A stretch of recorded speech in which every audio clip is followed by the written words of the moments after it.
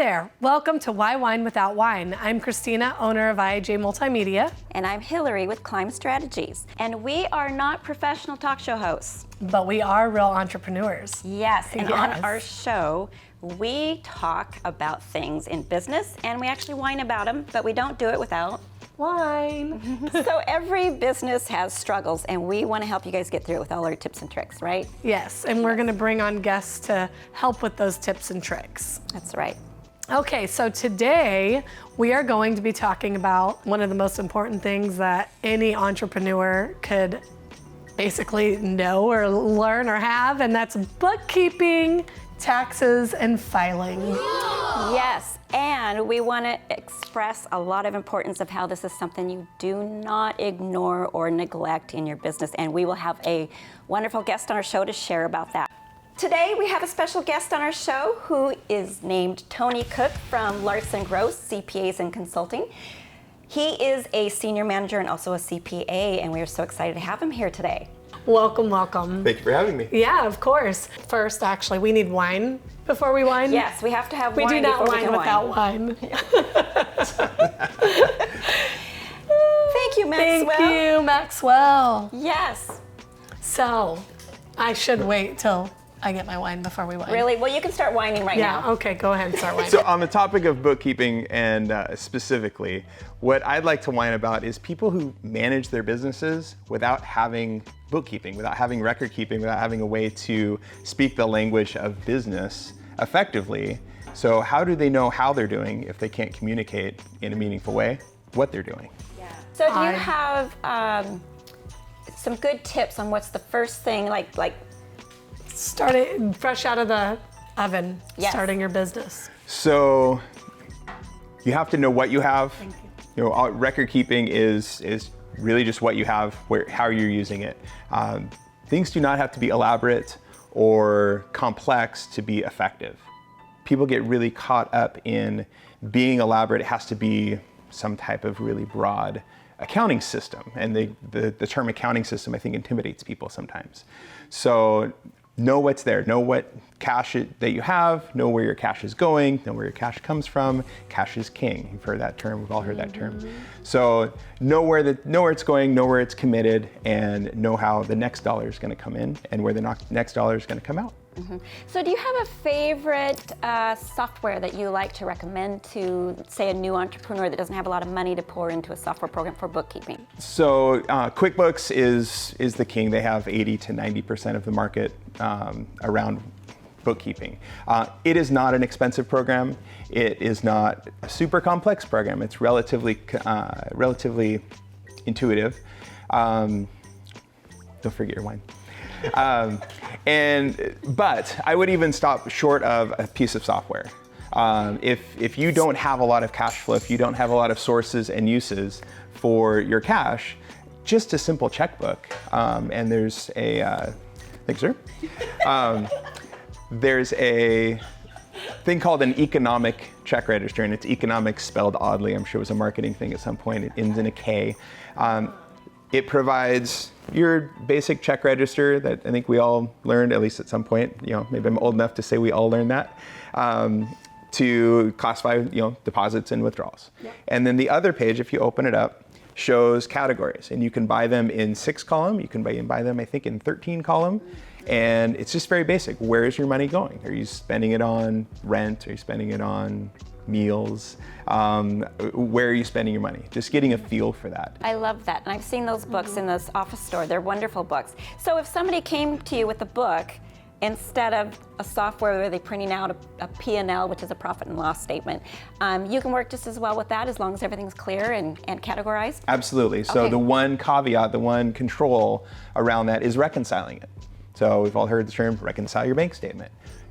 That is if there's one single thing that you can do to, when we talk about kind of technically complete or technical accounting terms, completeness is a big one. So have you captured all of the activity that is actually occurring within your business?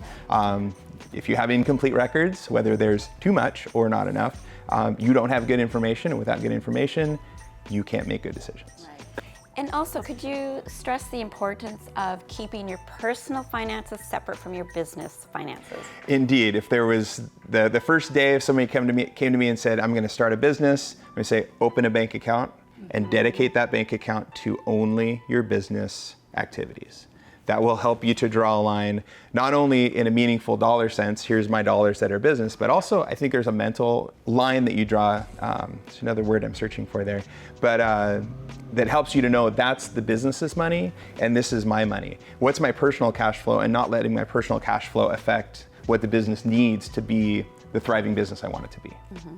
Got it. Thank you. And one little tip for somebody who has been mixing it because they just didn't know better, how would they go about separating it? Just start today. Just start today? It's like a lot of things in life. Yeah. If you know you're off the path, get back on it, start today, make the next day, and those that go forward on the path. I love it. Beautiful. I love it. So Yeah. this is wonderful information. Very much so, thank you. Yeah. Do you have anything more to add about your side of business and taxing and bookkeeping and things that you've taken care of? Don't fall behind. It's hard to get caught back up. And I praise my bookkeeper. Yeah. So I love her. One of the things I see a lot of very successful business people do that hampers their success is not leveraging the skill of others where they're weak. Yes, yes, So yes, yes. yeah, having a good bookkeeper Yeah. on hand is If of you don't great have value. time to do it, get Absolutely. one. Like the investment is It's so worth it. It's so beyond worth it. It's Yeah. going to save you in the end. So Yes, and I highly recommend too that you hire someone that you work really well with, so you can be really honest with your accountant Yes. or your bookkeeper. And one little fun tidbit here that I'd like to say is Tony is actually my accountant and has been for years, and we've become friends through the years too. And I always really enjoy, and I've gotten to know his wife a little bit. I think I met your littlest one when he came to a Christmas party one year, who is now 4 years old. Almost five. Wow. And so I've just enjoyed working with you over the years, Tony, and I highly recommend that if you're going to hire an accountant, you don't have to hire the first one you meet. And that brings up a really good point. When to have a rich professional relationship in almost any context, whether that's your accountant, your attorney, your investment advisor, anybody whose advice you're leaning on, not just for a narrow, it's not, even your family doctor can be a pretty narrow relationship at times. But I always remark sometimes to myself how invasive a lot of my questions just naturally are to people, and in any other context, it would be rude. I mean, it would be slap, not expected, unexpected slap in the face type rude to ask a lot of the questions that I routinely ask. Yeah. And so to know, or to let somebody in and let them do their job, let me, if in my role, do my job well, I have to have that relationship and the trust that goes along with that. Because there's a lot of things that I think a lot of accountants, and I talk to this with my staff as we're talking about growth and development of their careers. There's a lot that I think most accountants don't realize that they know that they can share that is really valuable. But they just don't think it's important because it doesn't land on a tax return, it doesn't land on a form, it doesn't land on a financial statement. But all of those things speak to the bigger story of what somebody's business looks like, or can do, or should do, or is doing. That's great. I love all that advice. Before you leave, I'd like to kind of know what happened behind the scenes when the wine was being poured. Where's our Maxwell? Did you switch my wine with Christina's? Is that mine? I thought something was up. It's like I wasn't quite sure what was happening there. And what did he do to you? Over there, Tony, nothing? Oh, Nothing. He opened his own beer. Oh, that was hilarious. That's what I caught. I was really struggling. Do I listen to Tony or do I watch Maxwell back here? He's having some fun. So anyways, I hope you don't mind. That's part of the show. Not at all. No, I was going to turn and figure out how much of that beer he put down. It seemed like most of it. So. Yeah, I think he did. Oh, so anyways, well, we so appreciate having you on the show, Tony. We really do. Appreciate the opportunity. You are an Yeah. important part of every business out there. Absolutely, and I think you're recession-proof, your job, right? To some extent, you have things like the latest tax law that came out, and we like to refer to those sometimes as the Accountants Full Employment Act. Oh, Oh, Okay. very nice. oh my goodness, what is Down, that? it says down the hatch. Oh my. We've got more. Now we're That's a treating good pairing ourselves. here. We are So so treating it's ourselves. just why wine without wine. It's why wine That seems without like your goods. that's different.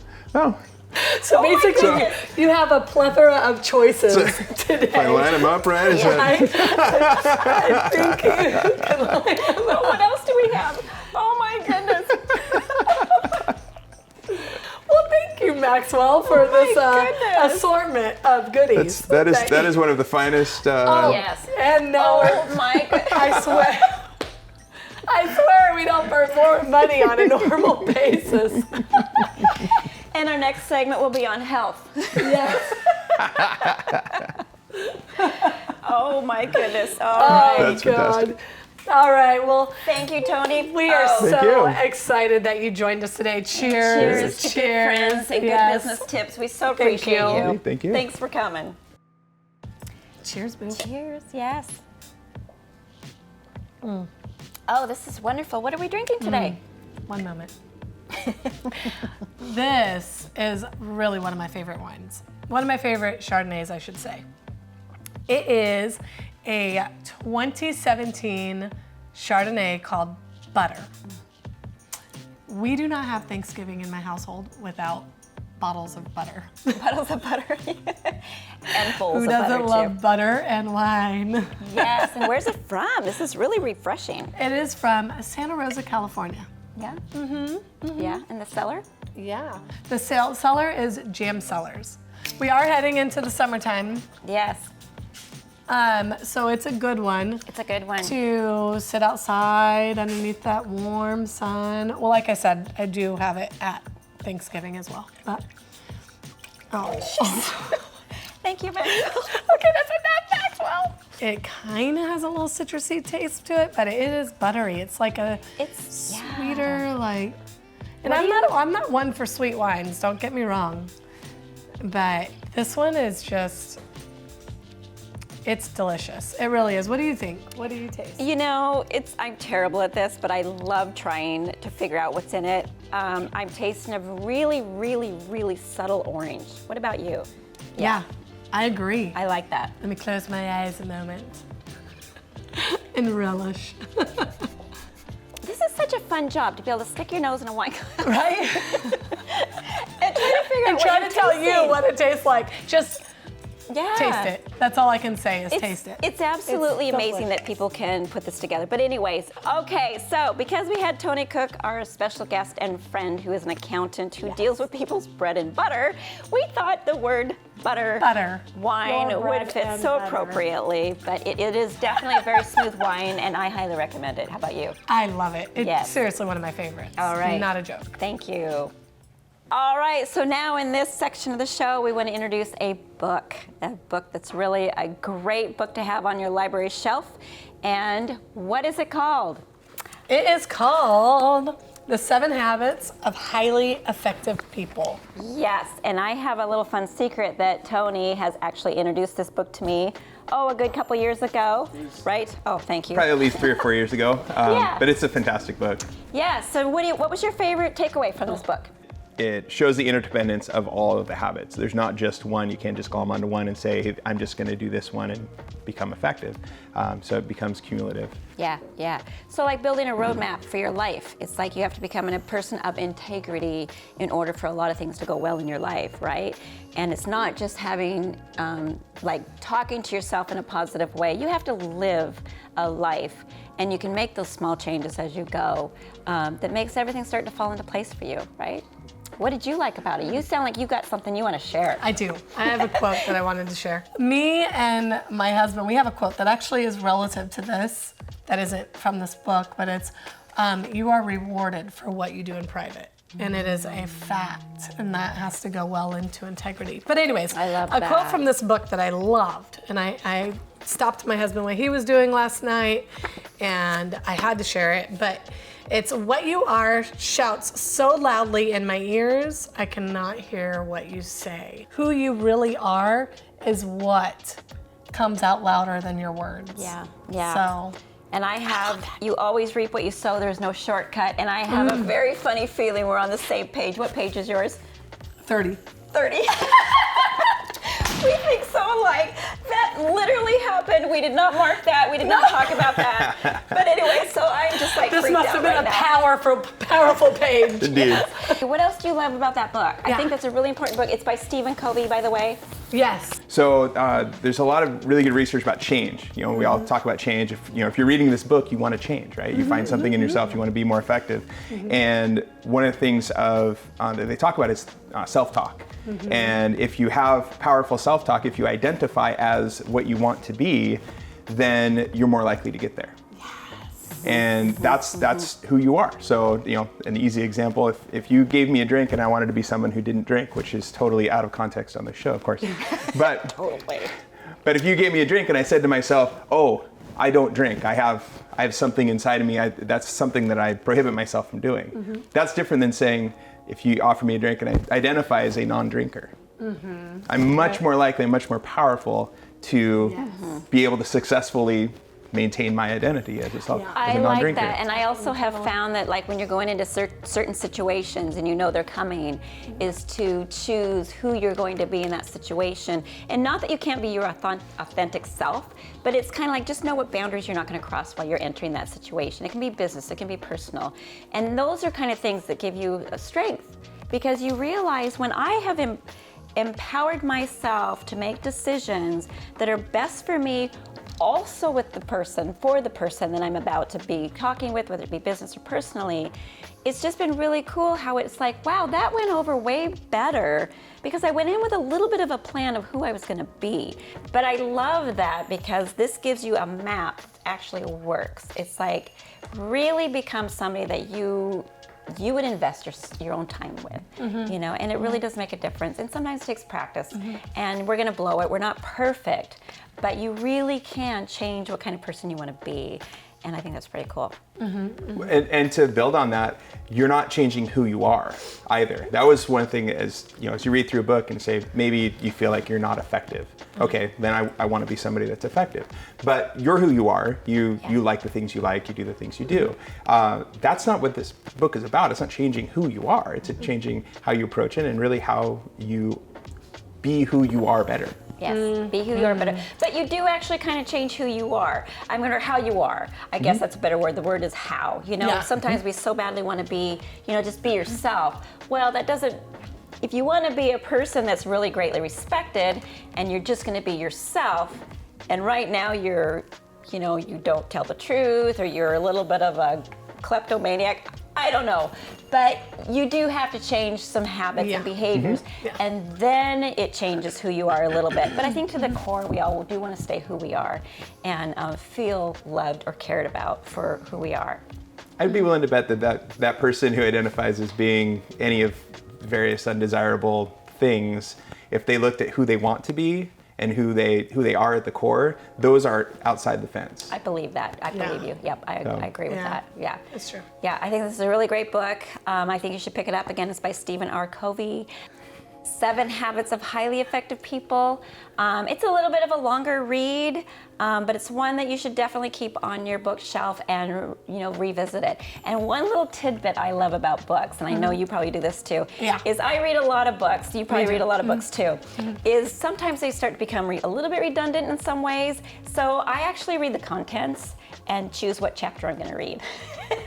I don't always read cover to cover. Okay, so that's our book segment. Thank you for showing up. Thank you so much. Thanks for coming back. I'm glad you told her about this book, because then it came to me, and now we have an awesome book on our shelf. The ever-expanding circle. You're influencing people to change. Love it. Thank you. Thank you. Thank you for joining us again on Why Wine Without Wine. I am Hillary at Climb Strategies.